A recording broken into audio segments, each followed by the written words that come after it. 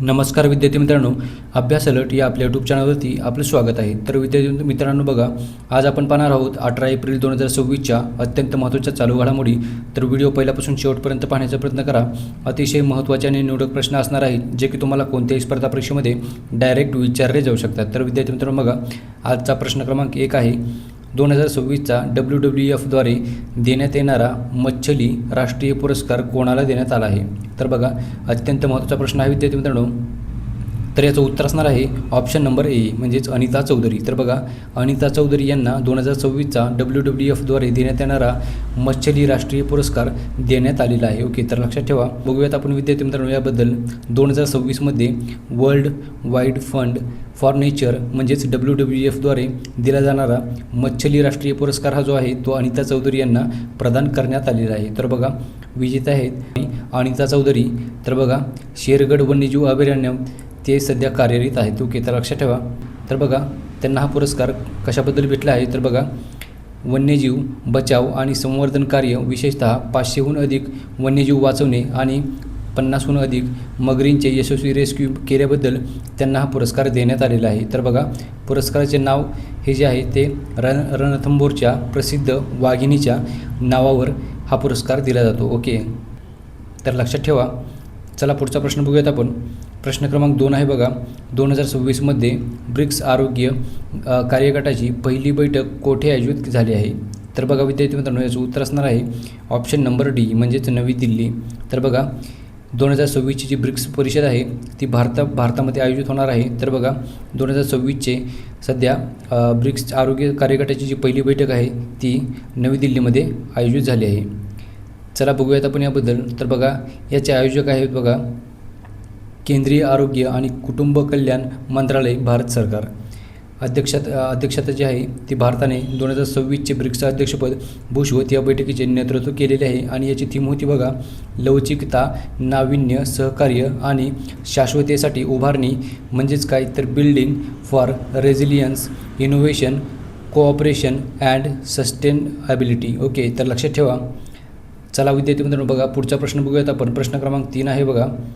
Indian digital payment intelligence कॉर्पोरेशनच्या MD आणि CEO पदी कोणाची नियुक्ती झाली आहे? तर याचं उत्तर असणार आहे ऑप्शन नंबर बी म्हणजेच के सत्यनारायण राजू. तर बघा, यांची नुकतीच इंडियन डिजिटल पेमेंट इंटेलिजन्स कॉर्पोरेशनच्या MD आणि CEO पदी नियुक्ती झालेली आहे. तर लक्षात ठेवा. चला बघूयात आपण विद्यार्थी मित्रांनो याबद्दल.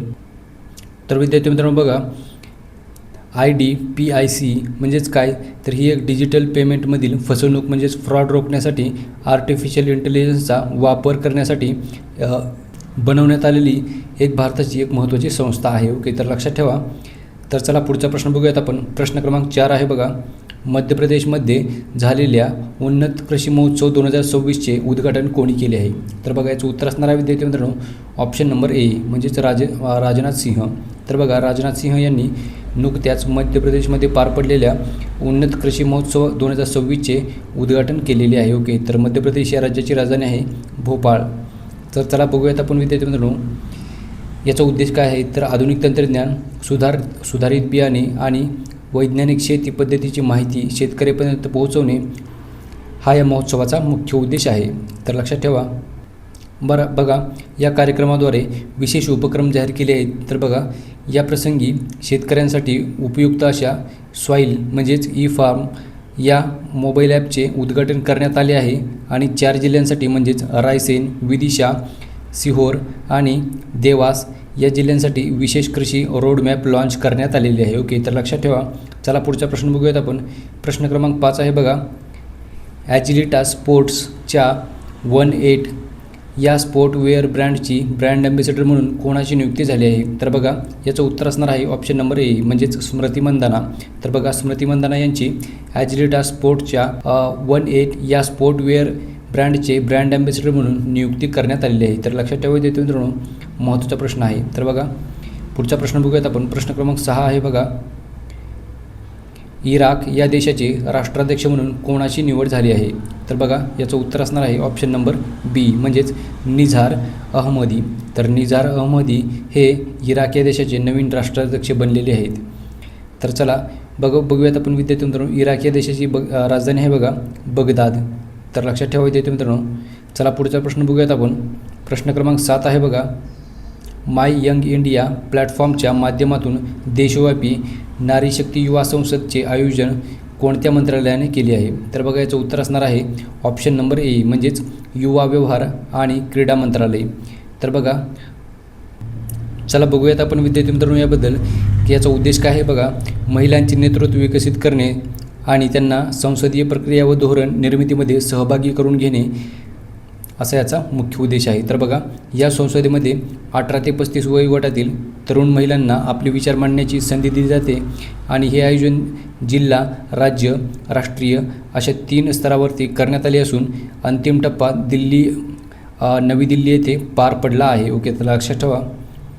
चला पुढचा प्रश्न बघूयात आपण. प्रश्न क्रमांक 8 आहे बघा. बांगलादेश या देशाच्या अर्थचालनेला चालना देण्यासाठी कोणत्या संस्थेने नवीन पंचवार्षिक भागीदारी सुरू केली आहे? तर बघा याचं उत्तर असणार आहे जागतिक बँक म्हणजेच ऑप्शन नंबर ए याचं उत्तर असणार आहे.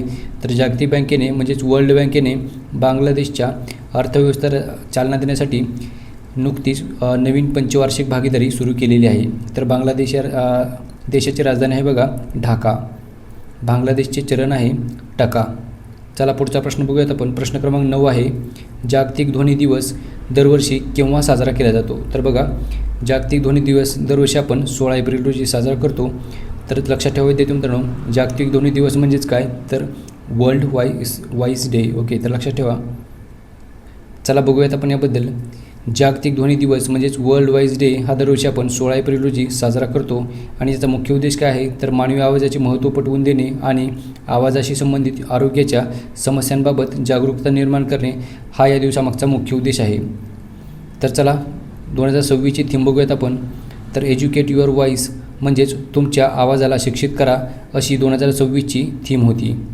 तर चला विद्यार्थी मित्रांनो शेवटचा प्रश्न म्हणजे प्रश्न क्रमांक 10 आहे बघा.